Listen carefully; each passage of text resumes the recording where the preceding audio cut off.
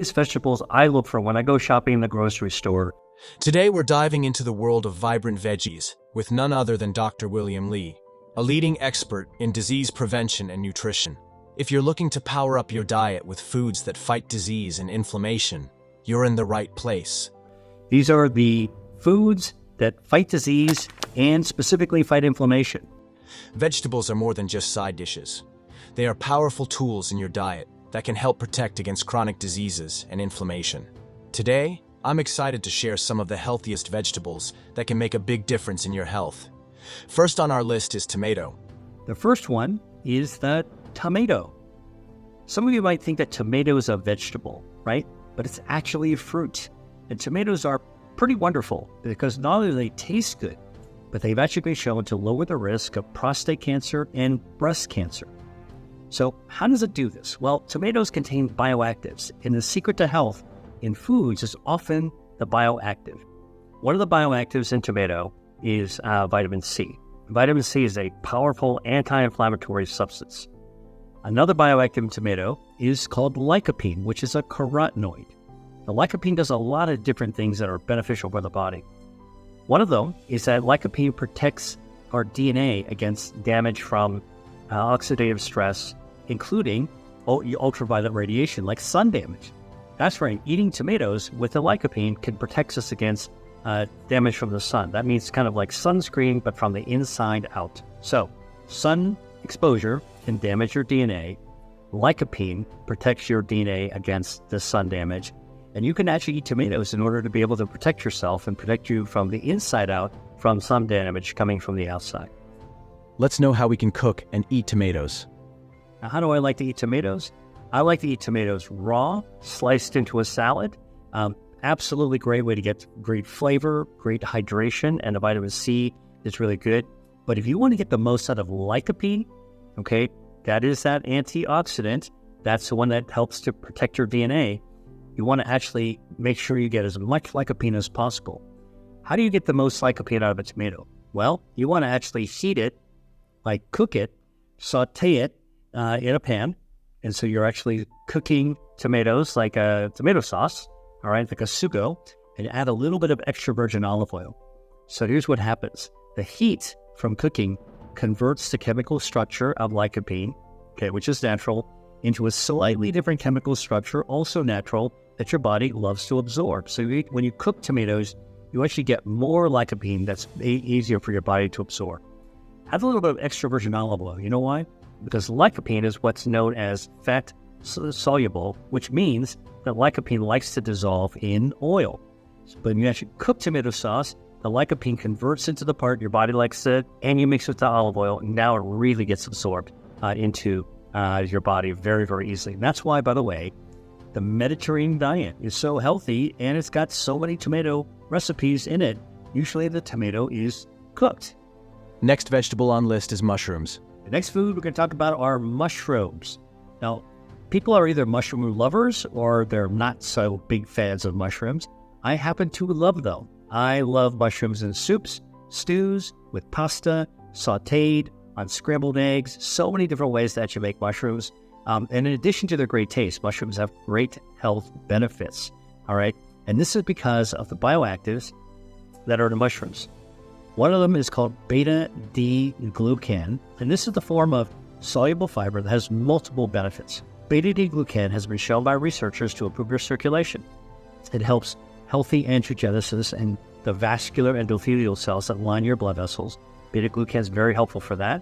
And beta-glucan, when you have a wound, can speed up angiogenesis. This is the sprouting of new blood vessels that can help you heal wounds. In fact, part of the research I've done shows that beta-D-glucan speeds up wound healing by recruiting stem cells from the bone marrow to contribute to regenerating the wound, stimulates angiogenesis to actually get better circulation to the wound, and then zips the wound shut by closing it at the very top. All right, so beta-glucan from mushrooms it supports healing and circulation. Beta-D-glucan has another property that's the complete opposite of wound healing, and that is beta-D-glucan can starve cancers by cutting off the blood supply to cancers. This is called anti-angiogenesis, all right? And we've actually done research on this to show this can happen as well with mushroom-derived beta-D-glucan. Beta-glucan is also a powerful anti-inflammatory. So if you want to fight cancer, you want to lower inflammation of the body. If you want to fight diseases of aging, you want to lower inflammation. And beta-D-glucan, because it's a cellular fiber, feeds your gut microbiome. Healthy gut bacteria, well-fed gut bacteria lowers inflammation, boosts immunity, helps you speed healing, and also text message to your brain so you're in a better mood as well. All right, so many great benefits of eating mushrooms. By the way, mushrooms are also a great source of vitamin D. Vitamin D, for David, actually is also key for healthy bacteria, but it's also key for building healthy bones as well. And vitamin D levels in the blood are also linked to lower risk of cancer as well. Let's know which type of mushrooms we have to eat. If you're going to use mushrooms, I strongly recommend that you stick with culinary mushrooms. Culinary meaning related to cooking, right? White button mushrooms, shiitake mushrooms, maitake mushrooms, oyster mushrooms, enoki mushrooms, beach mushrooms, portobello, porcini, morels, a whole bunch that you would actually see chefs working with or home cooks, all right? These taste great, and they actually have beta-D-glucan, all right? Next vegetable on list is legumes and beans. The third disease-fighting food I want to talk about is the green bean. Yep, this is the legume that was once served from the can and baked into casseroles with fake fried onions, all right? But in many healthy cultures, like in Asia and the Mediterranean, as well as in Latin America, this bean, the green bean, is a staple food that also improves health and is really great for nutrition. Now, why nutrition? Well, it turns out that beans are packed with protein as well as dietary fiber. And we all need protein, especially as we get older. But this is actually a great source of protein, especially if you're a vegetarian, right? And green beans are known by their Latin name, in case you didn't know this, called Phaseolus vulgaris. And green beans also contain polyphenols. And the reason I'm mentioning the Latin name, if you don't look this stuff up yourself, you can go to PubMed, okay, PubMed. That is a database of all the research that's been done. Look up Phaseolus vulgaris and look up polyphenols, and you'll be able to see all the different research that's been done on green beans and the polyphenols that they include. So what are some of the ones that have been discovered in green beans? Camphorol, quercetin, miracetin, procyanides. There's a lot, all right? Little lowly green bean that is packed with power when it comes to polyphenols. Now, all these polyphenols are anti-inflammatory. So eating green beans is a great way to lower inflammation in your body. And these bioactives also activate your body's health defense system to kind of raise your shields. Now, green beans also have antioxidant properties that have been shown to protect your stem cells that are naturally present in your body. So we're all born with about 70 million stem cells that all get packed away like in a suitcase and stored in our bone marrow and our body fat and our skin and different organs. And when we actually need to repair our organs from the inside out, you won't even know this is happening. These stem cells come out to effect repair. So green beans actually help to protect our stem cells so that our regenerative power is longer, better, faster, all right? So green beans actually protect these stem cells so they allow our stem cells to stick around longer and work faster and better. And that's one of the benefits of green beans. So by protecting stem cells from oxidative stress, these are free radicals that can damage your stem cells. Green beans are regenerative foods. Finally, we have legumes and beans, including lentils, chickpeas, and black beans. These are fantastic sources of plant-based protein and fiber. Let's know which type of beans we have to eat and how we can cook and eat beans. I recommend that you don't use canned green beans, all right? Get them fresh. When you get them fresh, they're like in separate beans. Sometimes they're on a stem. You want to look for the ones that are green, have a long pod, and a little bit of stiffness. If they're too bendy, now they're kind of past their prime. A little bit of stiffness, all right? And you can eat them raw. I remember going to a farmer's market, to a grower's collective, and literally you can pick out the beans off the stalks and bite them, and you can eat them right then and there. Really delicious, actually. But if you want to cook them, one of the things you want to do is trim off the ends of the beans. Just use a knife and cut off about a 1/4 inch. Don't cut off too much. And then you can cook with those. Now, some beans are known as haricots verts. Haricots verts. These are the French green beans. They're a little bit thinner. They taste great. They're a little earthier, less sweet than the classic American green bean, but they're all great. I'm just telling you this because there's different types you can get, and I don't want you to miss out on haricot vert because you don't recognize them as green beans. They do look a lot like green beans. So here's how I cook green beans. Look, I cook them by blanching them, boiling water, throw them in after I cut them off and wash them, all right? Blanch them, 30 seconds, that's it.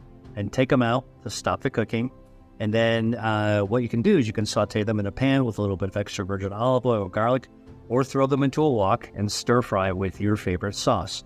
Legumes and beans are rich in antioxidants and have been shown to lower the risk of heart disease, manage blood sugar levels, and reduce inflammation. They're a great way to boost your diet with plant-based nutrition. Next vegetable on list is leafy greens.